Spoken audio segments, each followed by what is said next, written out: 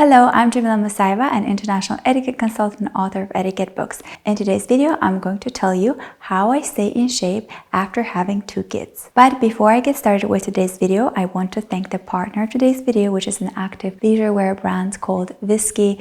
The reason I loved the brand is that they have such amazing, beautiful, aesthetic clothing for workouts. You know, I work out and I love all different kinds of activewear, and I'm always on the lookout for a new brand, something that is different, unique, but it's also super comfortable. So Wiskii is definitely ticking all those boxes. For this video, I'm wearing this series, which is called Elegant Escalope series, and what I love about it is this very unique rounded edges on the leggings as well as the shirt. I think it's actually their best-selling series. These wear is super elegant, I think, very different from anything else that you can see, but also super snatching and very comfortable. I love leggings that are high-waisted. I think it looks the best on me, it suits me the most, it's most comfortable for me, especially when I work out. I don't like when my belly is too exposed, so this does an amazing job.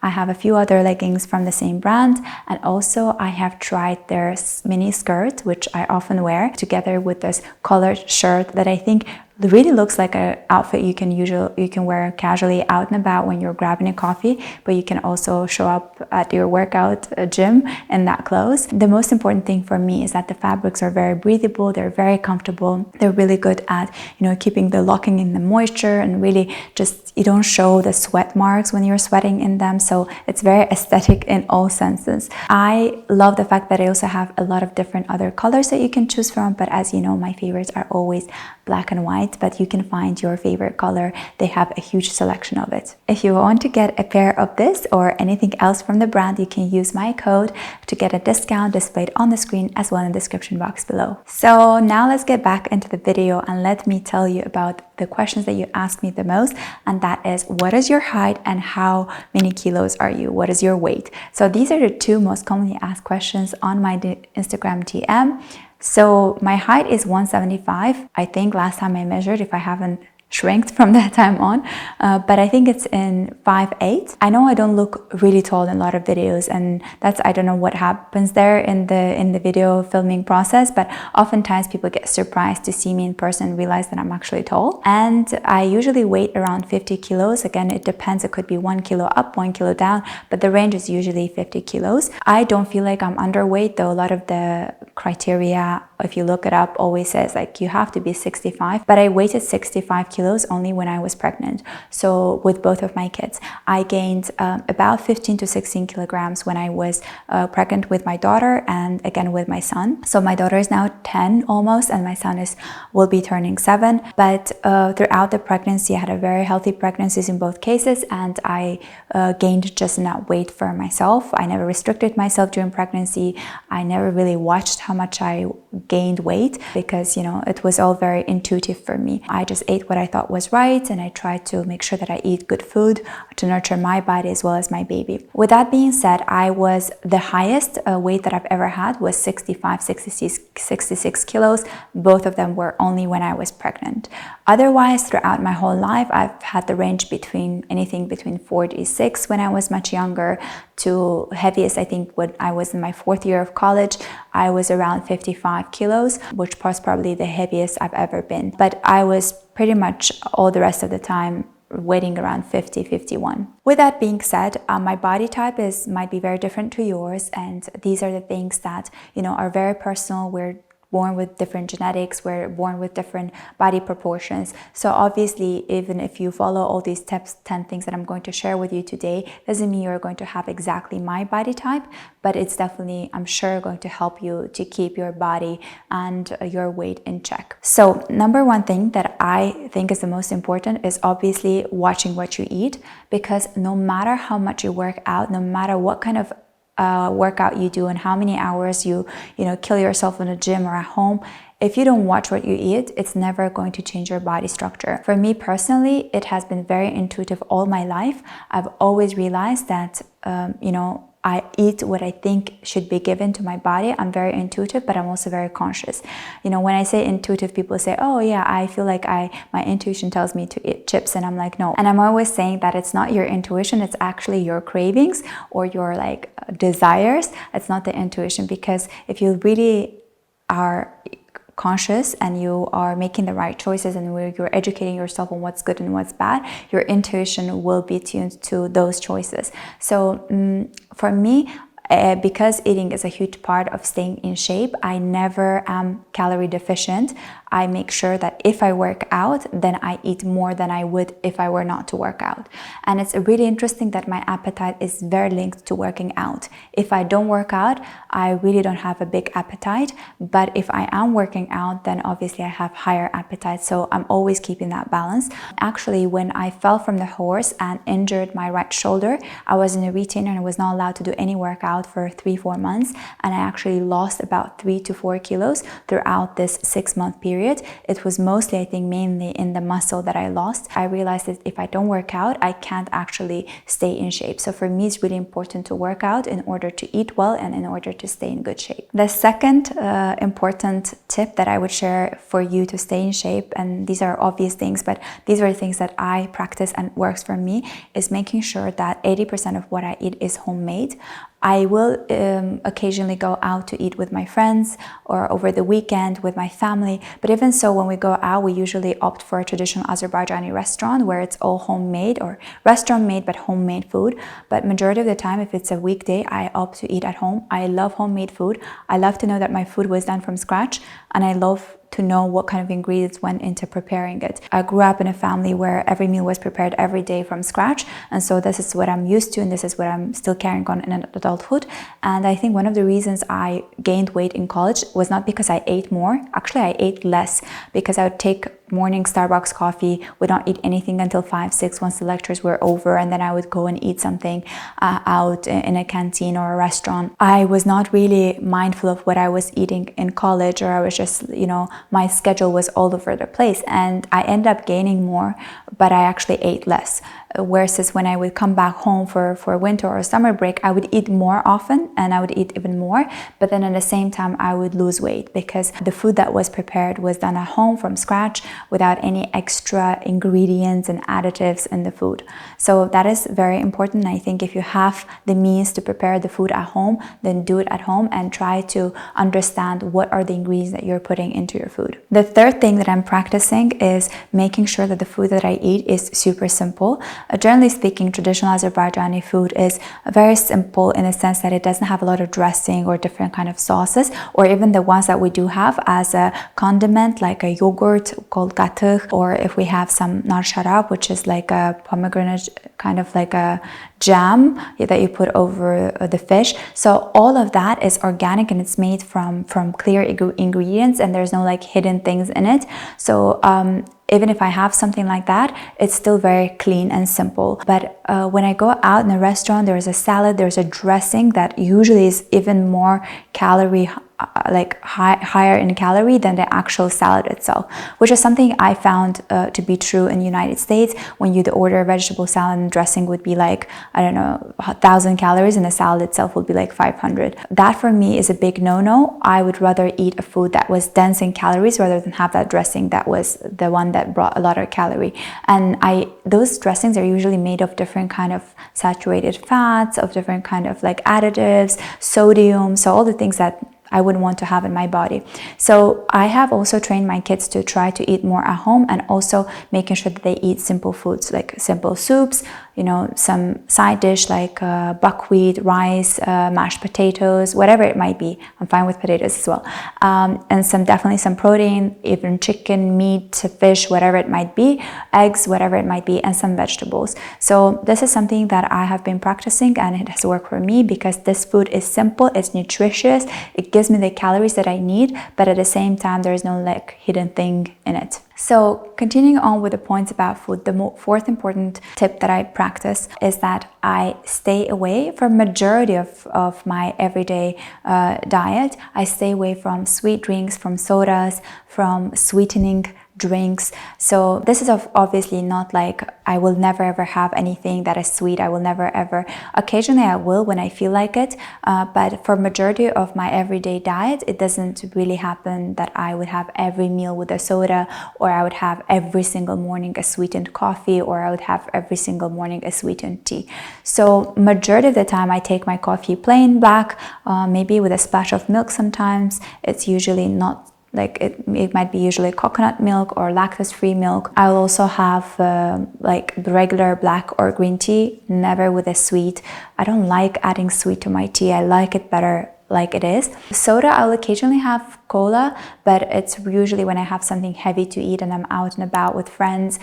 So it's something that I usually do socially, but never really in home.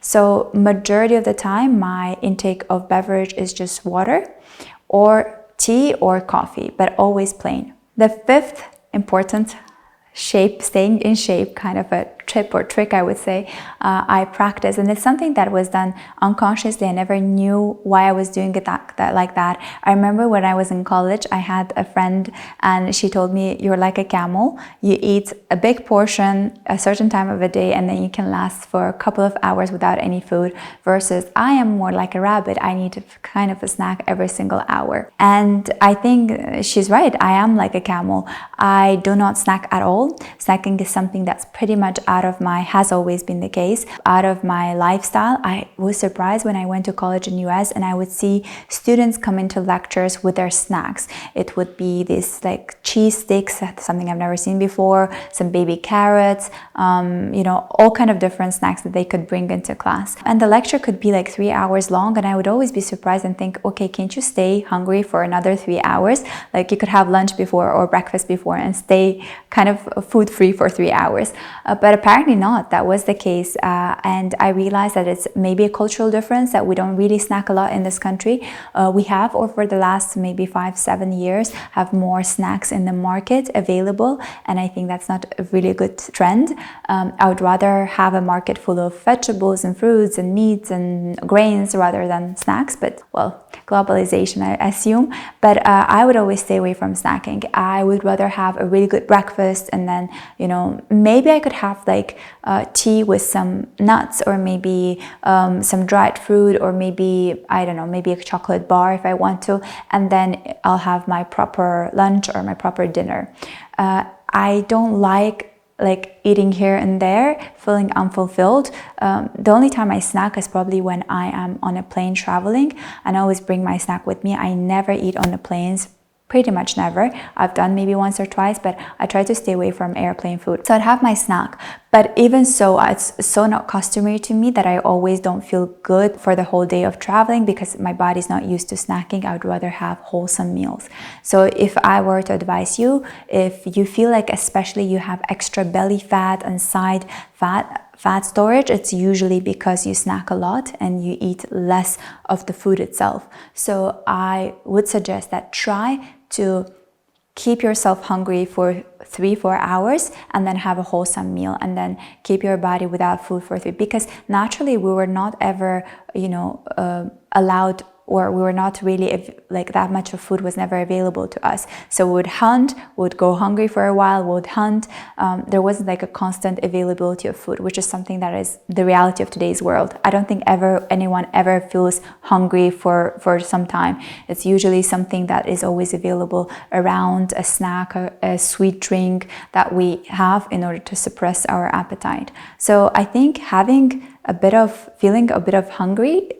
of hunger is a good feeling, and you should practice it. The next important tip that I would share with you is all that has to do with an attitude towards yourself. So I never allow myself to go on a bad spiral. So even if I had a day where I splurge into things that people consider guilty pleasure, like I had pizza, I had a burger, I had cola, I don't let that one day define the rest of my days, thinking, okay, you know, I had all of that today, let me just continuously splurge and just enter this bad spiral of having all kinds of different fast food. So If I have that, for example, on Sunday with my family, then I know that Monday I'm back to my home food, I'm eating at home. I want to make sure that I eat clear and simple and homemade food. So a day off or a day where you deviate from your normal lifestyle shouldn't be a deviation from your whole lifestyle in general. I think majority of people that go on diets have these extremes where they go either extreme starvation or extreme splurge, which is why I try to always stay away from diets. I have never in my life followed any diet, and by diet in this case I mean by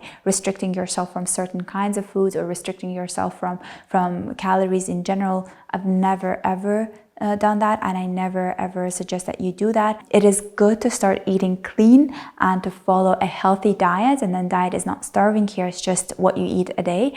But it's never good to completely restrict yourself from something so that whenever you have access to it, or obviously the more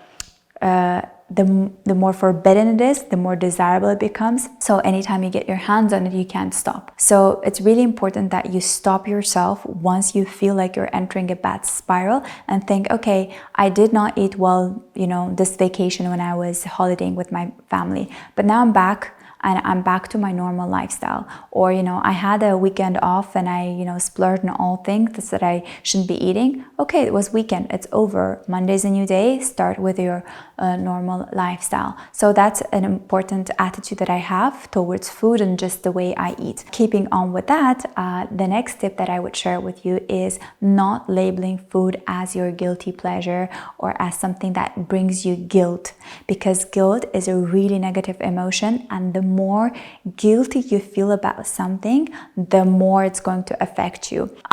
Even when I eat something, I always think, oh my God, it was so good, I loved it. I had chocolate ice cream, I loved it. I had a burger, oh my God, it was so delicious. So I try to take the most of enjoyment I can from the food without ever making myself feel bad about having it. This is something that I've noticed a lot in US, something that I wasn't aware of when I was in college, that anytime, we would have ice cream with my, friends or classmates or course mates, would talk about something, and then they'll be like, oh my God, all those calories that I burned in the gym, I'm so it's so bad I ate it, I shouldn't have eaten it. And to me, it was we just had an ice cream, let's just enjoy it. It was just an ice cream. So I think this kind of negative talk to yourself about food and labeling food as guilty, as something that is only, on certain moments that you can allow yourself, I think, and then shaming yourself for having it is something that can really damage your relationship with food. Food is there to be enjoyed. It is there to be taken pleasure of. It's there to nourish your body. People maybe 60, 70 years ago when they had ice cream, they never felt guilty for having an ice cream. They were just joy. They experienced joy for even having a bite of ice cream. So I think this is something that we can learn from Italians, from Azerbaijanis, that we love food so much, that we cherish it so much. We take a lot of pleasure in preparing food and eating food and enjoying food. So I think this is something that you should try to bring back to life, is even if it's something that is per se not considered healthy, if you consume it every day, if you have it once a week, having an ice cream day, feeling like it brings you joy can really do a lot more benefits to your body than feeling guilty for having that ice cream. So in the first, I think majority of my points were about food, because as I said, food is 80% of your body, and that is very true. And having good habits, or training yourself to have good habits about food, is very important to be in good shape. The two points that I raised were about your attitude towards yourself as well as towards food, which I think are super important in creating a healthy relationship with food and not going on extremes. The next points are going to be about workouts and just general attitude towards fitness and things that I do, like tips and tricks. So the first thing I would say is something that I've been practicing for a really long time, is not weighing myself for months. I do not weight myself for a month, or two. I would only weight myself occasionally from here to there to just see what is the range now, because I find it to be such a bad habit, again, such a bad spiral to enter if you're used to weighting yourself every single day, because your body fluctuates. It depends on how much food you had that day, how well you frequented the bathroom, how much water you took in, how well you slept that day, how puffy you feel if you've had a travel day. So that weight can fluctuate, and really it's not really a measurement of anything.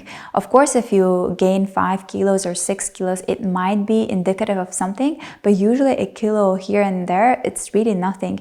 You should allow your body to have a range of weight, not just one fixed weight, because that can again bring you back to a really bad spiral of being obsessed with the weight itself. I personally, I'm not a proponent of weight. Instead, I suggest that use your favorite pair of jeans, use your favorite pair of leggings, a dress that is super tight.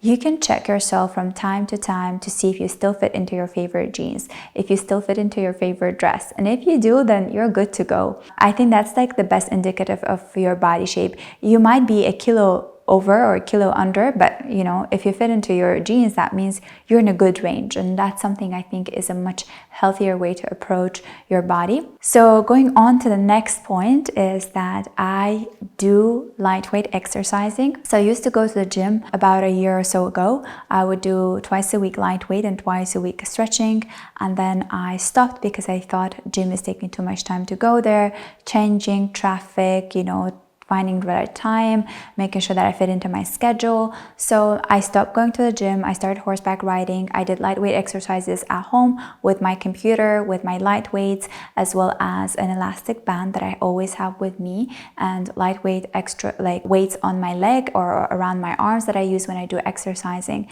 And I am someone who loves home workouts. I think they're so efficient, so good, because you don't have to lose time traveling to the gym or agreeing on a certain schedule. You can just do whenever you feel comfortable doing it.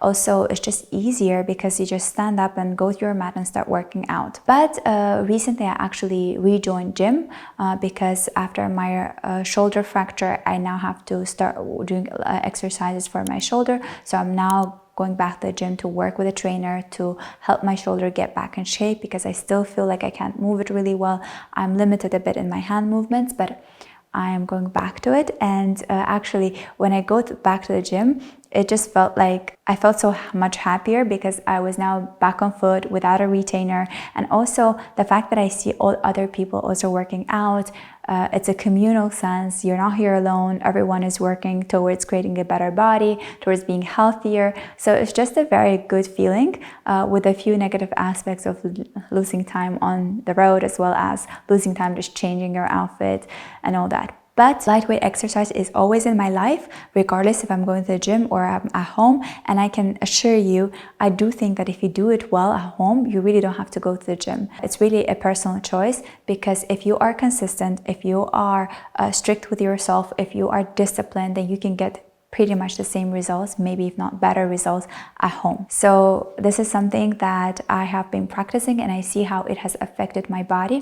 I've always been more on a skinnier side than, I guess, more muscular type, but with frequenting gym or doing home workouts with light weights, I actually have been able to create some lines around my arms, as well as my belly and on my legs, so I can see how my body has transformed with lightweight exercises. And with that being said, if you are someone who's a beginner, don't feel like you have to do 1 full hour. You can start with 15 minutes and just maybe devote every other day to a different body type, or maybe do a 15-minute or 20-minute full body every single day with, you know, little to no weights if you're just a starter, and then over time build some weight. I do usually about 2.5 kilos to 3 kilos on my hands, the same on my feet, but I would add maybe a bigger weight when I'm doing like bridges or exercises on my glute muscles and my back. So maybe I'll add a bit more extra weight when I'm doing that. But overall, just keep it super light.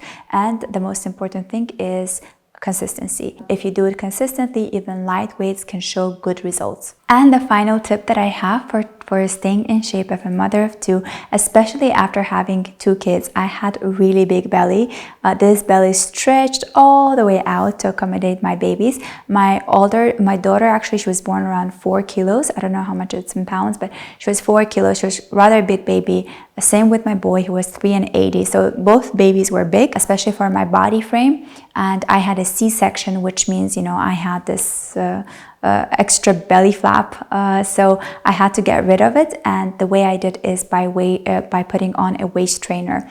I was told by my doctor to wear a waist trainer, but a medical one, to make sure that I, you know, help my belly to heal faster and just to be able to hold it all together. But I got so used to it that I actually started wearing waist trainer after as well, not a medical one but a regular one. So whenever I'm at home, I have free time, or if I'm working out, I'll put a waist trainer on and train in the waist trainer. It has definitely helped create a more narrow waist. I think I was just also genetically more predisposed to have a narrow waist, but definitely waist trainer has helped snatch in all that after having kids. So I am someone who has experienced a bigger belly and whatever is left after giving birth, and I can tell you that waist trainers do work. Thank you so much for watching this video until the very end. I hope that you enjoyed it. If you did, please give it a thumbs up because it helps me as well as YouTube algorithm to understand what kind of videos you enjoy. Also, if you have any questions about anything that I mentioned here or maybe something that I didn't, please write in the comment section below. I'll definitely answer you. And if you want to learn more in depth about etiquette, you can get my books as well as join my pre-recorded online etiquette courses on my website. One is called Western Formal Dining Etiquette from A to Z, that teaches you everything you need to know in order to get ready to attend a formal dining experience, be it, you know, if you're meeting your in-laws, you're meeting a business partner, whatever it might be. And the second course is called The Art of Entertaining at Home, where I show you with video tutorials how to set up a table according to 4 different seasons, how to wrap all kinds of gifts, as well as how to take care of candles and my personal candle collection. Both of these courses are pre-recorded, which means you can watch them at any time, anywhere in the world. And if you want to learn more in depth about etiquette, you can join my exclusive Patreon Etiquette Movie Club, where every month I feature etiquette analysis of different kind of movies. So far, I think I've done over 40 different movie analysis, from the classical ones like Breakfast at Tiffany, Devil Wears Prada, My Fair Lady, all kinds of different movies that you like. And this is exclusive content that's only available for my Patreon. Thank you so much for watching this video until this very moment, and I hope to see you in my next video. Bye!